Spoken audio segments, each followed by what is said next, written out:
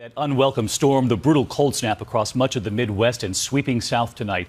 200 million Americans will feel this, and just take a look at the wall. This is the view through this driver's windshield in Michigan tonight. Whiteout conditions across several states. And there was a harrowing moment in Minnesota. You're about to see an officer who pulled over to help a driver when a tractor trailer comes barreling in. Just incredible there on your screen. Luckily, no one was seriously injured, but a real reminder of the dangers of winter driving. The deep freeze will send temperatures plummeting as much as 30 degrees below normal all the way down to the Gulf.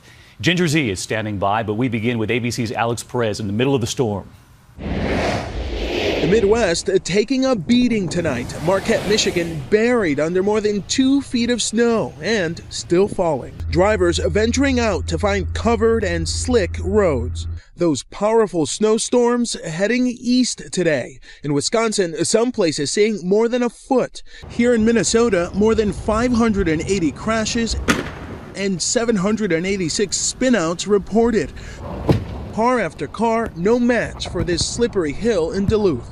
An exhausting 24 hours for Minnesota snowplow truck drivers. Tonight, we rode with driver Tim Nygren, who says this snowstorm was one of the worst he's seen so early in the season.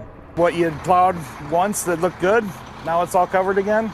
With plunging temperatures now in the forecast, the big concern for drivers, slick spots and potential for black ice. Everybody forgets how to drive in it, and it's like getting back to snow driving 101, you know.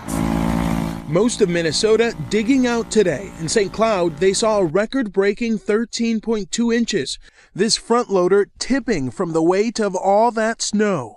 And watch this close call for officers in Rogers, Minnesota. They're responding to a jackknife semi when another semi barrels right into them. The road, a sheet of ice. Thankfully, no serious injuries. But at least 2 deaths reported on Minnesota roads.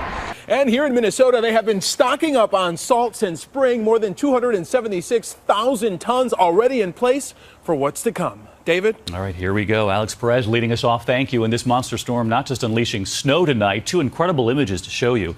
A dust storm, also known as a haboob in Colorado, that massive storm triggered by high winds that rushed in behind the Arctic front. That's from the air, and more trouble on the ground in Colorado. A wall of tumbleweed kicked up by those winds as well tonight.